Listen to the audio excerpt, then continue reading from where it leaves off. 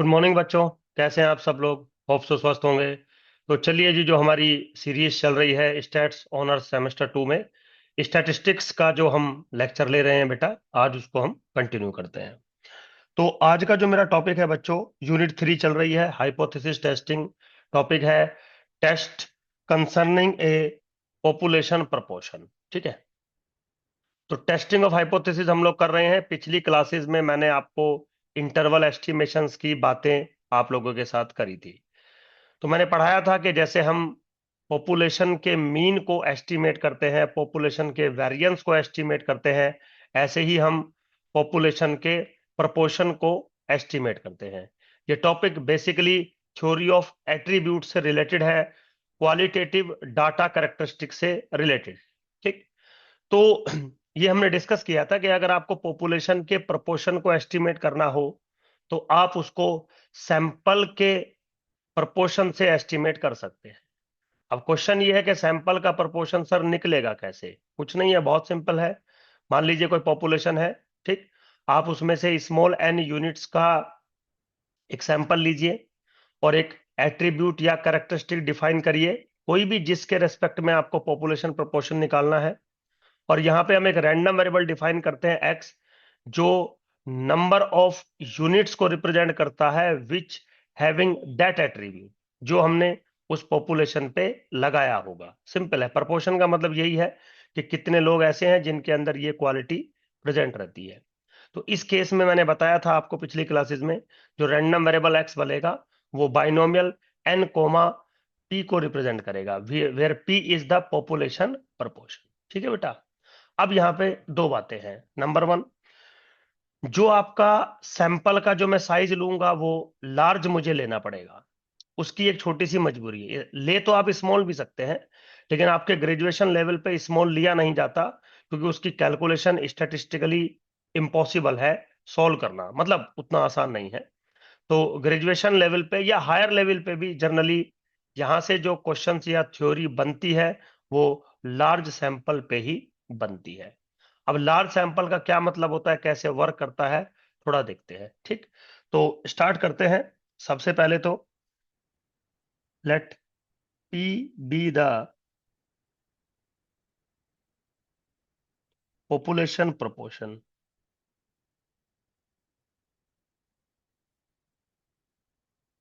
And P hat be the sample proportion. ठीक है बेटा। P be the population proportion and P hat be the sample proportion। ठीक है। फिर simple है बिल्कुल, let n be the sample size। ठीक है जी। n आपने सैंपल साइज ले लिया और मैं एक रैंडम वेरिएबल x डिनोट कर रहा हूं। x is what? Number of success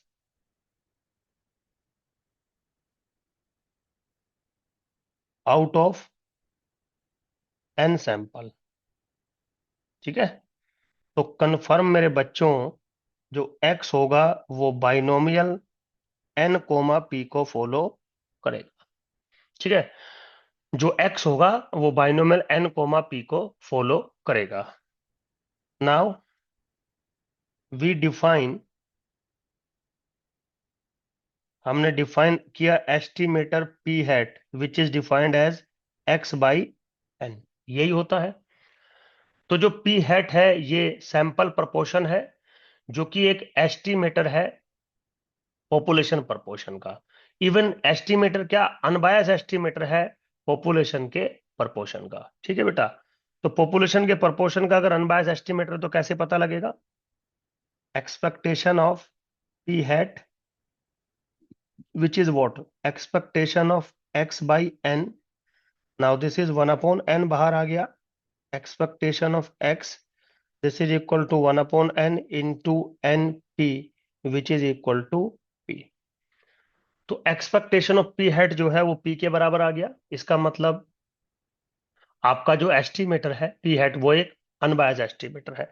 similarly मेरे बच्चों, अगर मैं वेरिएंस ऑफ पी हैट निकालूं तो this is variance of X by N, and this is equal to 1/n² variance of x. This is n p 1 minus p divided by n square. Now this is p 1 minus p by n बनेगा। तो जो estimator है मेरा P hat, उसका मैंने expected value भी निकाल लिया और वेरिएंस भी निकाल लिया। ठीक है बेटा।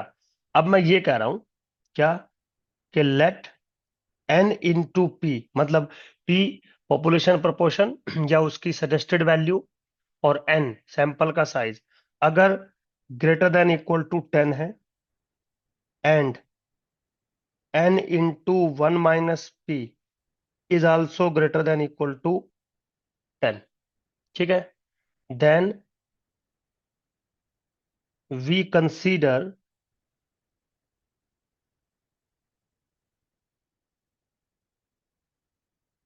Large sample theory. ठीक है बेटा।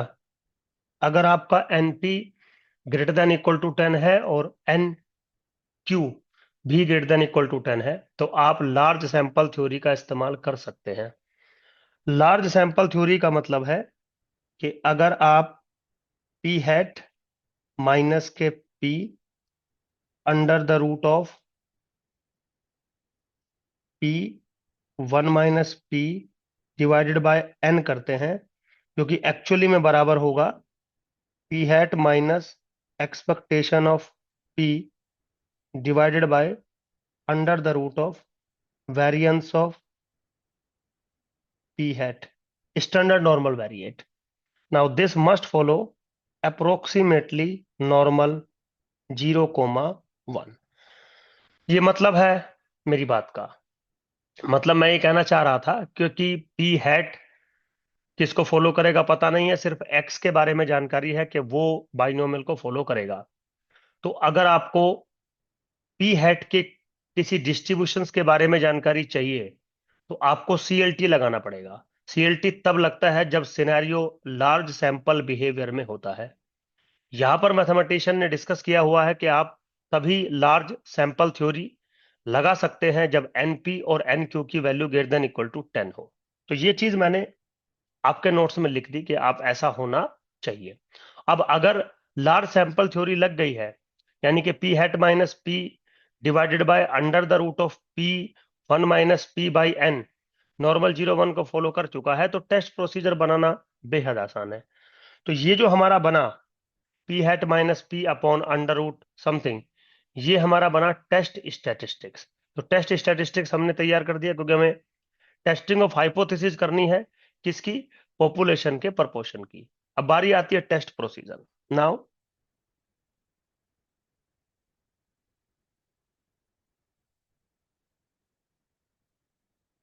टेस्ट प्रोसीजर मेरे बच्चों, टेस्ट प्रोसीजर बिल्कुल आसान, वही नल हाइपोथेसिस, अल्टरनेटिव हाइपोथेसिस, ये समथिंग। तो सबसे पहले क्या आता है हमारा? Null hypothesis.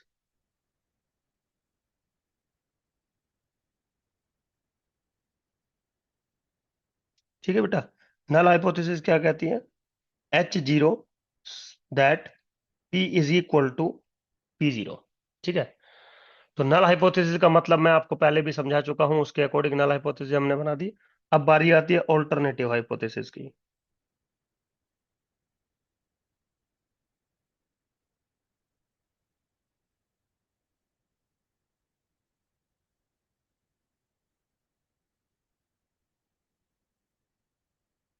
ठीक है बेटा।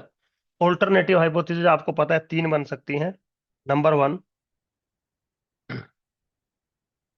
H1 क्या बनेगी? P is greater than P0। तो इन दिस केस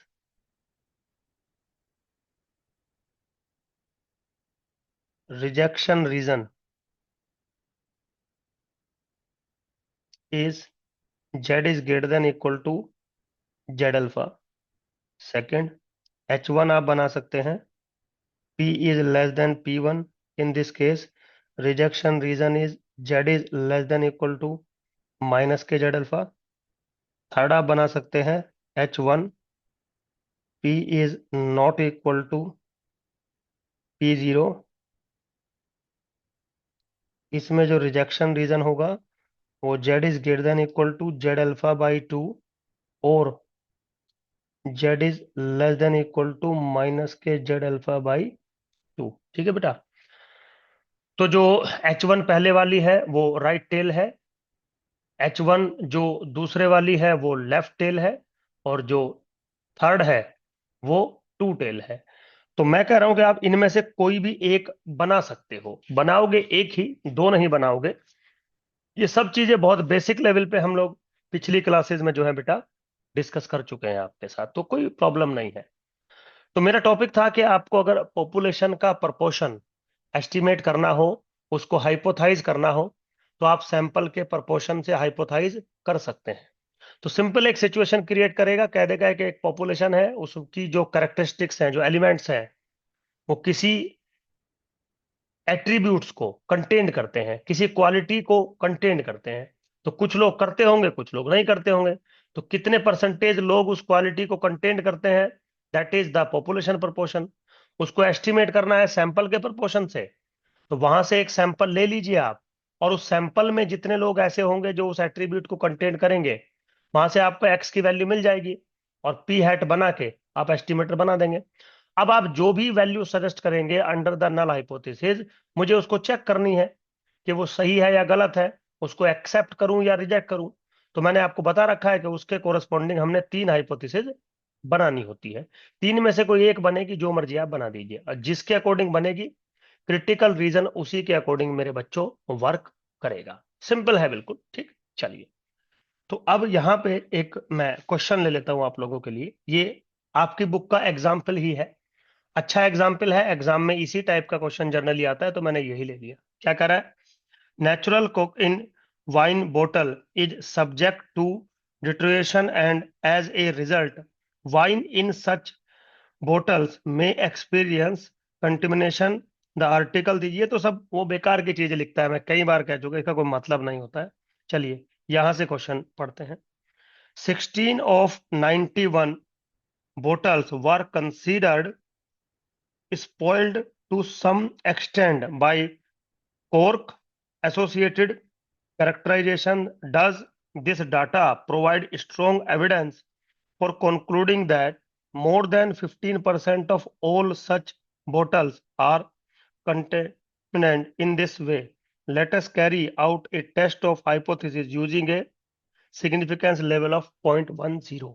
मतलब जो बेसिक बेसिक इंफॉर्मेशन है वो मैं आपके सामने लिख देता हूँ। सबसे पहले तो जो पॉपुलेशन प्रपोर्शन है पी, वो क्या है? Probability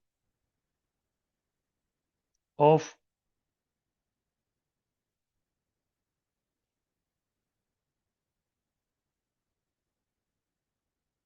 defective items in the population. ठीक है बेटा। मतलब इसको मैंने, ये करा है ना, 16 of 91 bottles were considered spoiled to some extent. Spoiled मतलब उसको मैंने डिफेक्टिव आइटम मान लिया। आप किसी और लैंग्वेज में भी लिख सकते हैं, तो मैंने ठीक है डिफेक्टिव आइटम उसको मैंने कंसिडर कर लिया। चलिए, तो H0 वो क्या कह रहा है कि P इज इक्वल टू 0.15 जो है पॉपुलेशन प्रपोर्शन को हमें सजेस्ट करना है। P is equal to P0। H1 बन रहा है P इज ग्रेटर देन 0.15। ठीक है। तो सिंपल है बिल्कुल, H1 हमने बना दिया है according to given situation. N की वैल्यू जो दे रखी है वो 91 है, और मेरे बच्चों X की जो वैल्यू दे रखी है वो 16 है। सो P हैट किसके बराबर बनेगा? X by N which is equal to 16/91 which is equal to 0.1758। बिल्कुल सिंपल है। Hair NP0 is what? 13.65, check कर लेना, जो कि ग्रेटर देन 10 है। एंड NQ0 यानी कि N 1 माइनस पी जीरो 77.35 है, which is also greater than 10 है। ठीक है बेटा, तो दोनों के दोनों मेरे ग्रेटर देन 10 मुझे मिल रहे हैं। अब मैं क्या करूंगा कि दोनों के दोनों जो कंडीशंस है वो लार्ज सैंपल थ्योरी की सेटिस्फाई हो रही है, तो जो स्टैंडर्ड वेरिएट बना के टेस्ट स्टैटिस्टिक्स बनेगा वो किसको फॉलो करेगा? नॉर्मल को। So this implies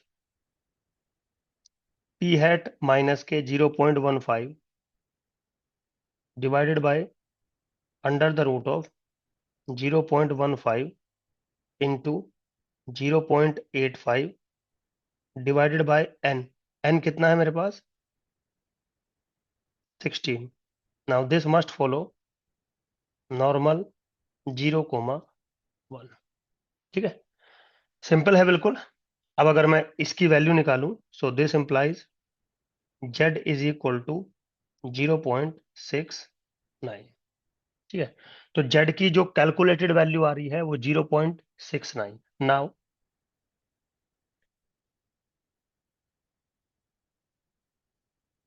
z alpha यानी कि z 0.10 is equal to 1.28 by the table. ठीक है बेटा, z कैलकुलेटेड कितना है यहाँ पे? 0.69। अब क्या है मेरे बच्चों? z calculated is less than Z alpha यानी कि जेड टेबुलेटेड। तो हम क्या करेंगे? We do not reject the null hypothesis. तो क्या कंक्लूजन निकला? We do not reject H0 या H0 इज एक्सेप्टेड। आप जैसे मर्जी कह दीजिए, कोई फर्क नहीं पड़ना है, सिंपल है बिल्कुल। मतलब हो सकता है आपके टीचर ने कह दिया होगा ऐसे नहीं कह सकते, ऐसे नहीं कह सकते, वो आप कह सकते हैं। अगर आप कह रहे हो कि we do not reject H0, तो H0 विल बी एक्सेप्टेड। हाँ, ऐसे बहुत कभी कभी केस बनते हैं, लेकिन वो ग्रेजुएशन लेवल पर उनका कोई लॉजिक नहीं है। चलिए मेरे बच्चों, आगे चलते हैं।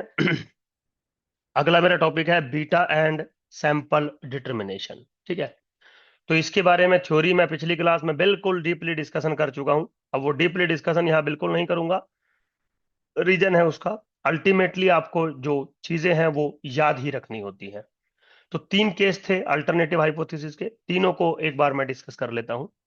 तो सबसे पहला केस है मेरे बच्चों, अगर आपका अल्टरनेटिव हाइपोथेसिस है P is greater than P0। समझ गए? तो कंफर्म जो बीटा की वैल्यू है एट P डैश, वो किसके बराबर होगी? कैपिटल फाइव P0 माइनस के P dash plus Z alpha under the root of P0 1 minus P0 divided by n whole divided by under the root of P dash 1 minus P dash divided by n, bracket close. ठीक है बेटा, simple है बिल्कुल। अब अगर आप second लेके चलते हैं, alternative hypothesis P is less than P0, तो मेरे बच्चों जो बीटा की वैल्यू बनेगी at P dash, this is equal to 1 minus capital five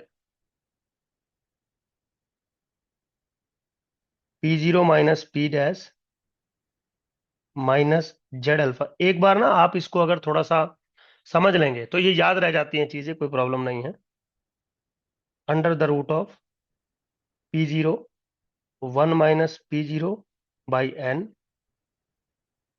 whole divided by under the root of P dash 1 minus P dash divided by n।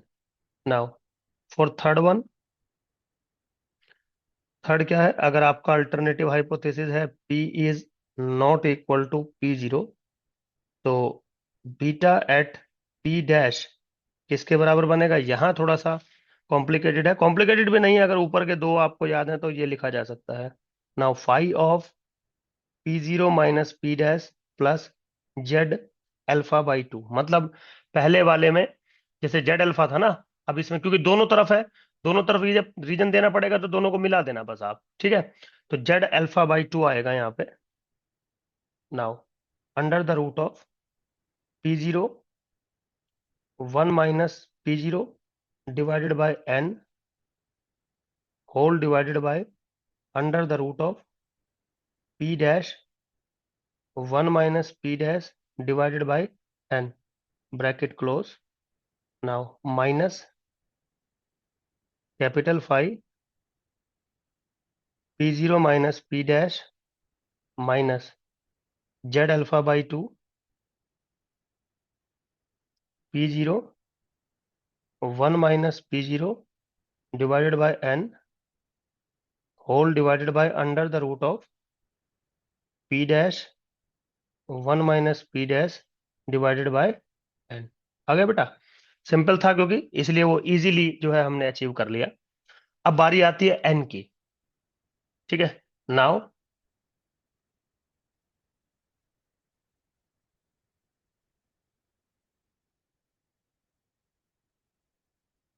Now the sample size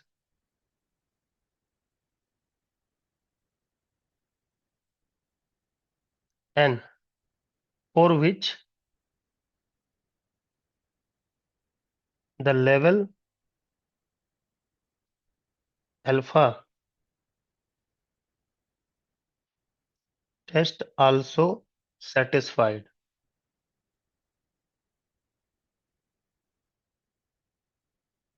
beta p dash is equal to beta. ये मैंने आपको बताया था बच्चों कि अगर मान लीजिए अल्फा मेरा फिक्स है और मैं बीटा को भी फिक्स कर दूं at some level of alternative p dash, तो कम से कम कितना सैंपल साइज मुझे रिक्वायर्ड चाहिए।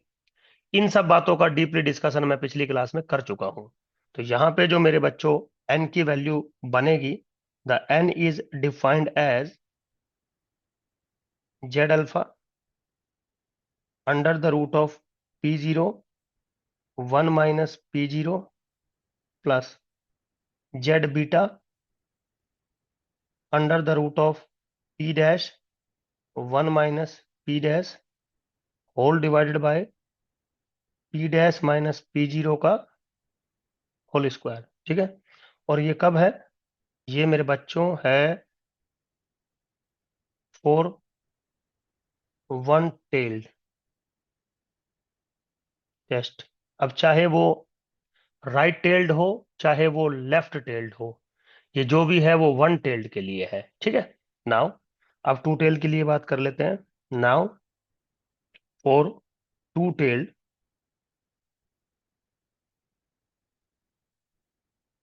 टेस्ट क्या बनेगा? n इज इक्वल टू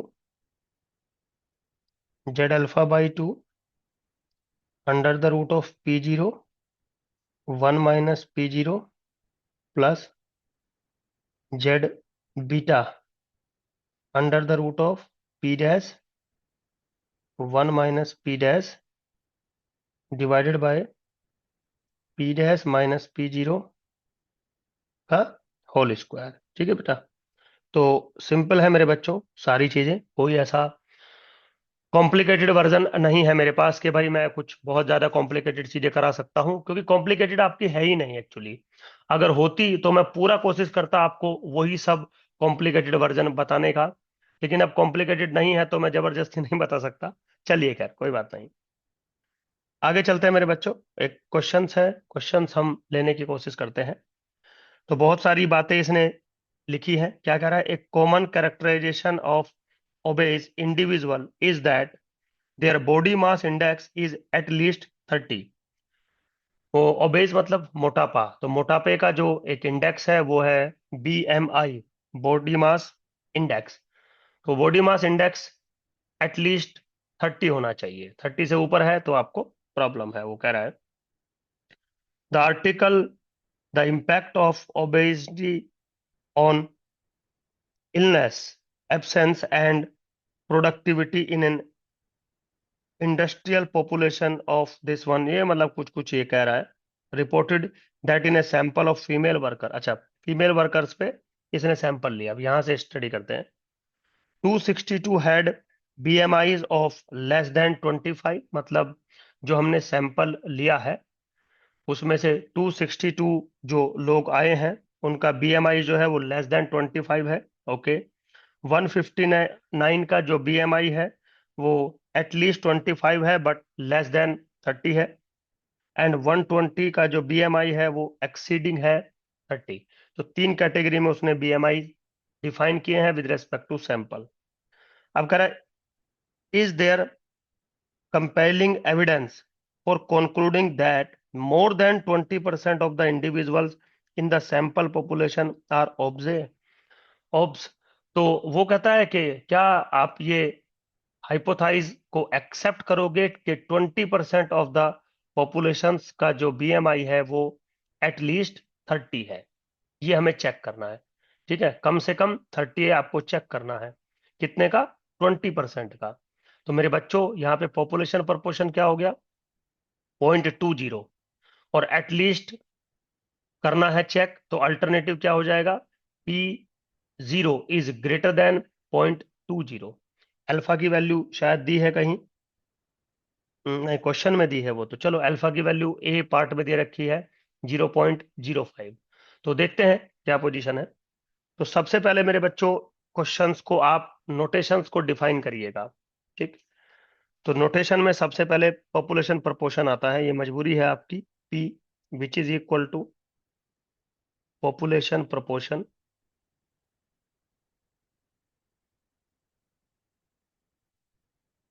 किसके बराबर है? प्रपोर्शन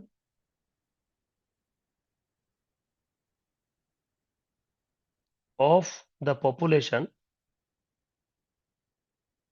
ऑफ फीमेल, क्योंकि फीमेल के बारे में बात कर रहा है। Female worker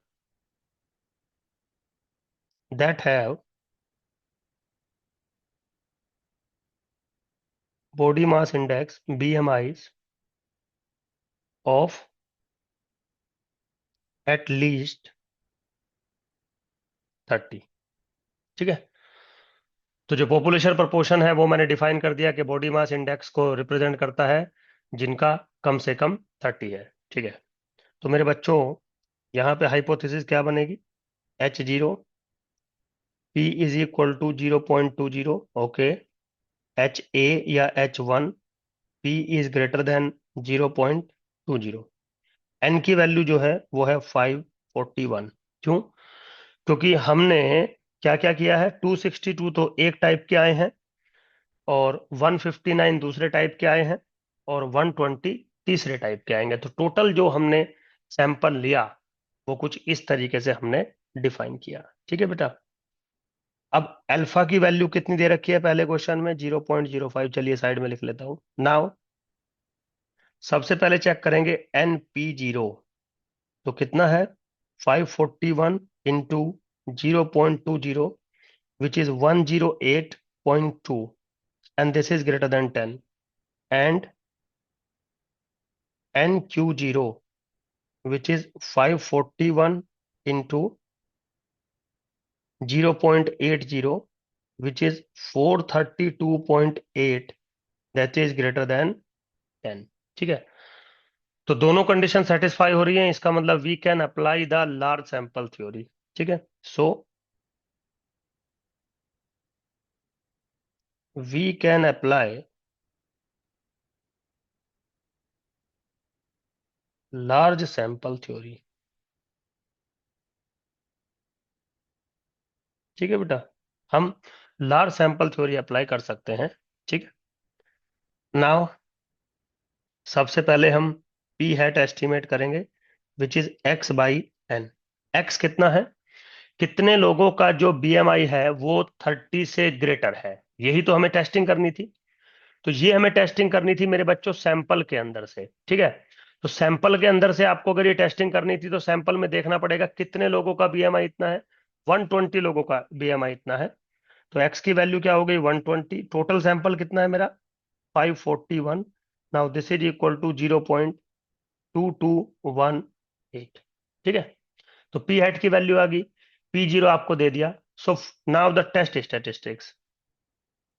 now Z is equal to P hat minus P zero divided by under the root of P zero 1 minus P zero divided by N. ये this follow approximately normal 0,1 by the C L T. अब value डालिए। So this implies Z is equal to 0.2218 minus के 0.20 divided by under the root of P zero किसके बराबर है मेरा 0.20 into Q zero किसके बराबर है 0.80 डिवाइडेड बाय 541। वैल्यू कैलकुलेट करोगे तो 1.27। Now Z alpha which is what Z 0.05 इसके बराबर होता है 1.645। तो आप क्या बोलोगे now this implies Z calculated is less than equal to Z alpha. इसका मतलब we fail to reject the null hypothesis means what we fail to reject H zero that means H zero is accepted. ठीक है मेरे बच्चों और इसका मतलब है we do not have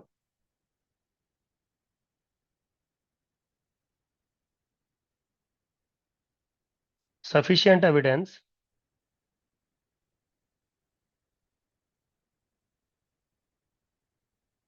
we do not have sufficient evidence to conclude that more than 20% of the population of female workers is obese। ठीक है बेटा तो कह रहा है कि जो आप कंक्लूड कह रहे थे कि मोर देन 30% वुमेन पॉपुलेशन का जो वेट है वो 30 इंडेक्स से ज़्यादा है। ये हम सफिशिएंटली एविडेंस हमें नहीं मिला तो हमने क्या कर दिया we do not fail to reject the null hypothesis का मतलब हमने एच जीरो को एक्चुअली में एक्सेप्ट कर लिया। ठीक है बेटा सिंपल है बिल्कुल। चलिए अब इसके बी पार्ट पे आते हैं। बी पार्ट क्या कर रहा है explain in the context of this scenario what conditions what constitutes type 1 type 2 error. मतलब सिंपल है वो कह रहा है कि टाइप 1 टाइप 2 एरर क्या सिग्निफिकेंस यहाँ पे देंगे वो लिखिए जो कॉन्टेस्ट है हमारा। सिंपल है बेटा देखिए टाइप 1 टाइप 2 एरर मैं आपको बता चुका हूँ।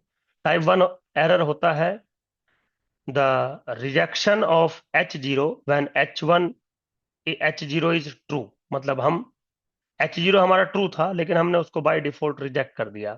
टाइप 2 क्या होता है accept H zero when H zero is false या एच वन इज ट्रू। तो उसके अकॉर्डिंग मेरे बच्चों हम अपनी लैंग्वेज का इस्तेमाल कर सकते हैं। तो टाइप 1 एरर पहले देख लेते हैं। बिल्कुल सिंपल है a type 1 error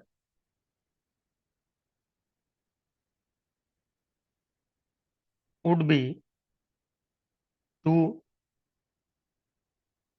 incorrectly conclude that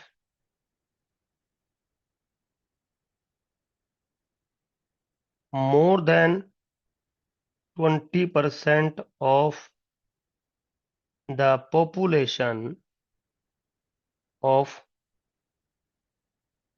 female workers is obs। ठीक है क्योंकि हमने क्या किया है कि इनकरेक्टली कंक्लूड कर दिया कि एच जीरो इज रिजेक्टेड। तो थोड़ा सा आप ध्यान रखेंगे लिखने का तरीका है। आप लिखने का तरीका कोई और भी यूज कर सकते हैं बच्चों कोई जरूरी नहीं है जो मैंने लिखा है बिल्कुल वही आप लिखें। Workers is obey when H zero is true means the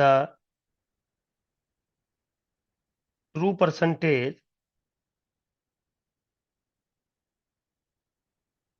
is 20%। ठीक है, जो ट्रू परसेंटेज है वो 20% है। Similarly A type 2 error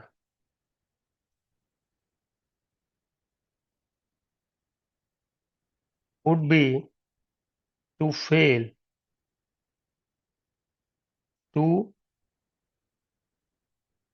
recognize that more than 20% of the population of female workers is obs when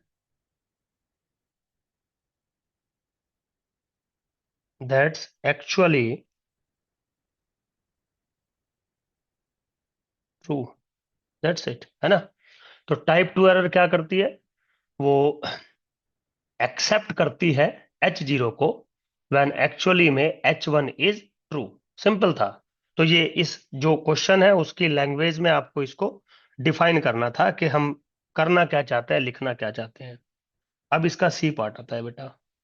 C part क्या कहता है इसका, what is the probability of not concluding that more than 20% of the population is obs when the actual percentage of obs individual is 25%। मतलब सीधा सीधा वो beta की value पूछ रहा है एट अल्टरनेटिव हाइपोथेसिस 0.25। ठीक है, ये मैं समझा चुका हूं सारी चीजें आपको। So it is given that now it is given that p dash is equal to 0.25। So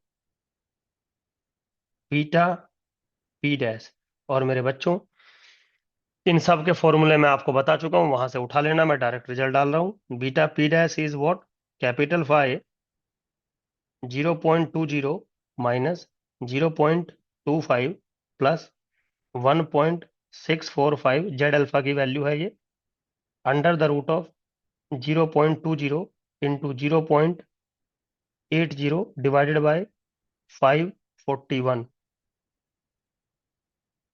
whole divided by under the root of 0.25 into 0.75 divided by 541। ठीक है बेटा, और पी डैश वाली वैल्यू आ जाएगी नीचे। Now this is equal to capital 5 of minus के 1.166 and this is approximately 0.121 bye the table. ठीक है, तो इसमें मेरा कोई रोल नहीं है, ये सब टेबल से है, मुझे कुछ नहीं करना है। ठीक है मेरे बच्चों, चलिए आगे चलते हैं। नेक्स्ट क्वेश्चन है, अगेन क्वेश्चंस बुक्स में बहुत लेंदी है, तो बिना मतलब कि वो रिसर्च पेपर के वो भी लिखता रहता है। वैसे अच्छी भी बात है ये, बट अभी नहीं है। ग्रेजुएशन के पॉइंट ऑफ व्यू में रिसर्च पेपर का मुझे क्या लिखना है, लेकिन जब कभी पढ़ोगे तो रिसर्च पेपर कहाँ से उसने डाटा लिया है वो अच्छा रहता है। चलिए खैर, क्या कह रहा है, a manufacturer of nickel hydrogen batteries randomly selected 100 nickel plates for test cell. ठीक है, टेस्ट करने के लिए 100 यूनिट्स का जो है उसने सैंपल लिया है। Cycles them a specified number of times and determines that 14 of the plates have blistered, है ना। तो ब्लिस्टर्ड मतलब एक कैटेगरी उसने बना के उसमें देखा कि 14 उसको जो है कंटेन करती हैं, या सैंपल में से 100 के सैंपल में से 14 है जो उसको कंटेन करती हैं। ठीक है, क्या कह रहा है, does this provide compelling evidence for concluding that more than 10% of all plates blisters under such circumstances. ठीक है, तो मोर देन 10% की बात कर रहा है, तो अल्टरनेटिव आपको समझ में आ गई होगी। State and test the appropriate hypothesis using a significance level of 0.05। तो सिग्निफिकेंस लेवल भी दे दिया। In reaching your conclusion what type of error might you have committed. ठीक है, कोई दिक्कत नहीं है। तो पहले ए पार्ट हम बच्चों लेके चलते हैं। तो जो इन्फॉर्मेशन है वो ले लेता हूं मैं। एन की वैल्यू है 100। ठीक है, एक्स की वैल्यू है 14। ठीक है बेटा, H0 हाइपोथेसिस है P is equal to 10%, 0.10। Alternative है मोर देन 10%, यानी कि P is greater than 0.10। Alpha की वैल्यू है 0.05, कोई प्रॉब्लम नहीं है। अब अगेन वही, since NP0 which is equal to what, 100 into 0.10 which is 10, NQ0 which is equal to 100 into 0.90 which is equal to 90, greater than equal to 10, greater than 10। इसका मतलब we can apply the large sample theory, so we can apply the large sample theory, so we apply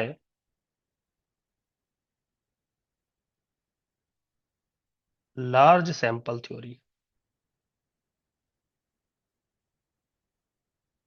ठीक है बेटा, तो large sample theory क्या कहेगी कि सबसे पहले तो यहीं पे चलो निकाल लेते हैं, P hat which is equal to X by N, 14/100 किसके बराबर है, 0.14।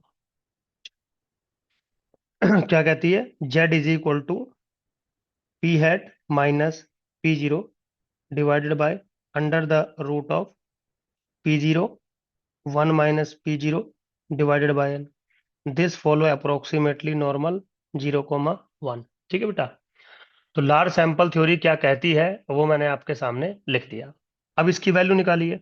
Now this implies Z is what, 0.14 minus के 0.10 divided by under the root of P0 किसके बराबर है, 0.10 इंटू 0.90 डिवाइडेड बाय 100। कैलकुलेट करोगे 1.331 वैल्यू बन के आएगी। एंड जेड अल्फा किसके बराबर है, Z 0.05। Now this is equal to 1.645। तो क्या रिजल्ट आ रहा है आपका, जेड कैलकुलेटेड जो है वो लेस देन है जेड अल्फा से। तो we fail to reject H0 या H0 इज एक्सेप्टेड। तो क्या कंक्लूजन निकाला मैंने, we fail to reject H0 because Z calculated is less than Z alpha. So here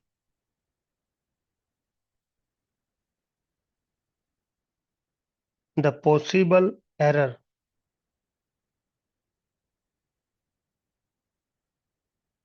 we could have made is a type 2 error. समझ गए, तो हम वो कह रहे हैं कि यहाँ पे आप कौन सी गलती करेंगे, हम टाइप 2 एरर यहाँ पे गलती करेंगे। हम एक्सेप्ट कर सकते हैं, हम एक्सेप्ट कर सकते हैं नल हाइपोथेसिस को, जबकि वो H1 जो है वो ट्रू है। तो मतलब कंक्लूजन तो हम यही निकालेंगे कि टाइप 2 एरर की मिस्टेक यहाँ पे हो सकती है। चलिए अब इसके बी पार्ट पे जाते हैं। बी पार्ट क्या है मेरे बच्चों इसका, if it is really the case that 15% of all the plates blisters under these circumstances and a sample of size 100 is used, how likely is it that the null hypothesis of part A will not be rejected by the level of 0.05 test. मतलब आपको beta की value निकालनी है 15% पर। ठीक है, answer this question for a sample of size 200। तो दो बार निकालनी है, एक बार 100 सैंपल साइज पे और एक बार 200 सैंपल साइज पे। ठीक है बेटा, सिंपल है बिल्कुल। तो चलिए सबसे पहले here we find beta at 0.015। ठीक है, अब दो टाइप के सैंपल्स पे निकालनी है। सबसे पहला for n is equal to 100। ठीक है बेटा, और n इज इक्वल टू 100, तो जो भी फॉर्मूला है एकदम डायरेक्ट आप फॉर्मूला लिख सकते हो। तो beta 0.15 is nothing but capital five 0.10 minus 0.15 plus 1.645 value under the root of P0 0.10 into 0.90 divided by 100 whole divided by under the root of P dash 0.15 into 0.85 divided by 100। ठीक है बेटा। Now this is nothing but capital phi of minus के 0.02। Now this is equal to 0.4920। ये आ गया। लेकिन ये कब आया? जब सैंपल साइज मेरा 100 के बराबर था। नाउ सेकंड केस इसी में, for n is equal to 200, बिल्कुल सेम चीज, same formulation.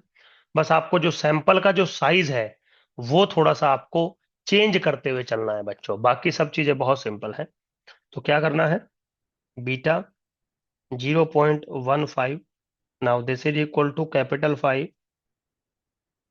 0.10 minus 0.15 plus 1.645 under the root of 0.10 into 0.90 divided by 200। समझ गए? 200 क्यों लिया है नीचे? Now under the root of 0.15 into 0.85 divided by 200 close. जैसे ही इसको थोड़ा सा सोल्व करोगे, कैपिटल 5 माइनस के 0.60 इज इक्वल टू 0.2743 आ गया। सिंपल है बिल्कुल। Now C part. C part क्या कह रहा है बच्चों?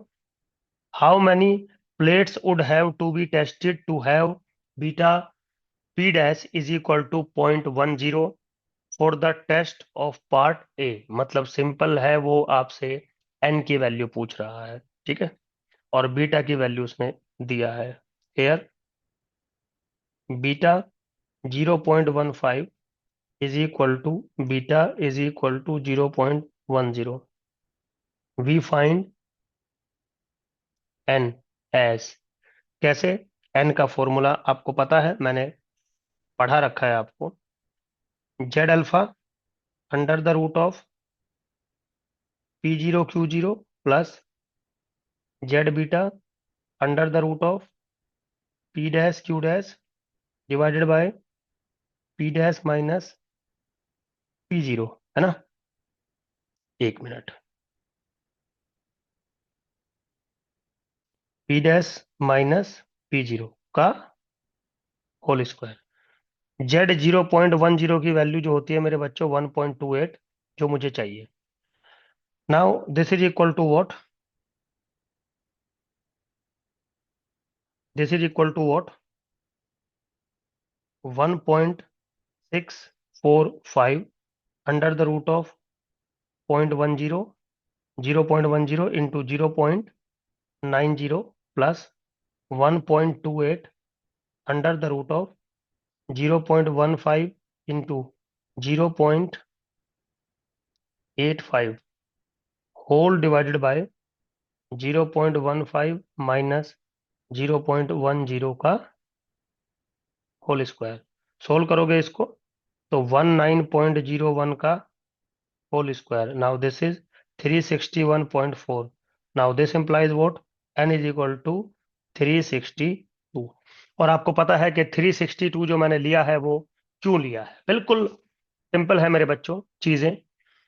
होप सो बेटा ये सारी चीजें जो आपको पढ़ा रहा हूँ ये समझ में आ रही होंगी। देखिए अपनी तरफ से मैं पूरी कोशिश कर रहा हूँ कि आपको चीजें समझाई जा सकें। ठीक है। अब हो भी सकता है कि भाई किसी बच्चे को ना समझ में आए, तो बेटा कोई भी डाउट है, कंफ्यूजन है, आप मेरे से पूछते हुए चल सकते हैं। चलिए जी, आज के लिए इतना ही। Thank you very much.